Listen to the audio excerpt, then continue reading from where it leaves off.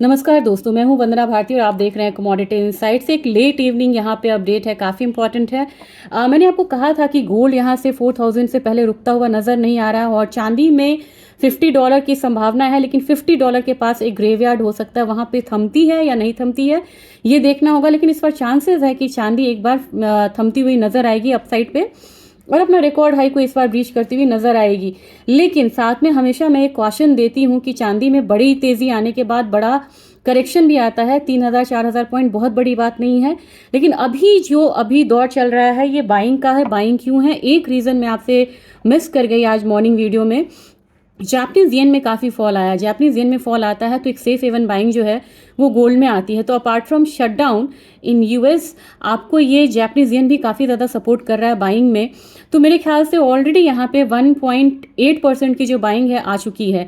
एक दिन में एमसीएक्स सोना यहाँ पे 2000 पॉइंट बढ़ चुका है। मैं जब तक बोल रही थी तब तक 2100 पॉइंट ये बढ़ चुका है। अगर सिल्वर की बात की जाए तो सिल्वर आपको $48.5 है, आज ही बढ़ा है 1.36%।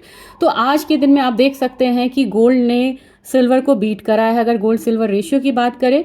और हमारे बाजार में जो सिल्वर है ये करीब करीब आपको 1,47,000 से ऊपर ट्रेड हो रहा है। तो अब मैं यही आपसे बोलना चाहूँगी कि यहाँ से और रैली है या रैली फिजल आउट होगी। रैली इतनी जल्दी फिजल आउट नहीं होगी, मैं आपसे बताऊँगी कि क्यों नहीं होगी यहाँ पे। तो रैली अभी मुझे लग रहा है, कल मैं ऑप्शन चेन आपसे शेयर करूँगी, प्लीज़ आप वीडियो शेयर आइएगा वहाँ पे। इसमें ये दिखा रहा है $4100 से ज़्यादा कंसंट्रेशन ऑप्शन का $4150 पे है, यानी कि $4150 जाने के भी यहाँ पे चांसेस हैं। तो उस हिसाब से ही मैंने आपको कहा था कि 1,22,000 1,25,000 का जो जोन है ये एमसीएक्स सोना एक बारी छू सकता है। अगर चांदी की बात की जाए तो सबसे पहले हम $50 का ही यहाँ पे वेट करेंगे। और जैसे हम गोल्ड में रुक नहीं रहे हैं, 4000 के बाद मैं यहाँ पे $4150 लगातार यहाँ पे बोल रही हूँ, लेकिन सिल्वर में हम यहाँ पे रुकेंगे और $50 पे एक आपको प्रॉफिट बुकिंग ज़रूर करनी चाहिए।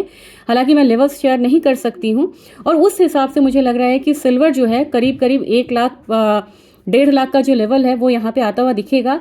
नेक्स्ट जो लेवल बना हुआ है वो $55 पे बना है। $55 का मतलब होता है 1,65,000 से लेके 1,75,000 के बीच के रेंज का भाव। तो आपको 2.25 आपको चांदी दिखा सकती है और सोना आपको करीब करीब 1,25,000 से लेके 1,28,000 तक आपको 2025 में दिखना चाहिए। और आप बोलेंगे कि यहाँ से करेक्शन कहाँ तक होगा, मैक्सिमम करेक्शन 3800 मुझे लग रहा है, जो कि बहुत दिनों में आने की संभावना है। और अगर चांदी की बात की जाए तो चांदी आपको हो सकता है कि $45-46 पे भी मुश्किल से फिलहाल आए। तो बाइंग अभी बनी हुई रहेगी, इसमें सारे रीजन अपसाइड के हैं।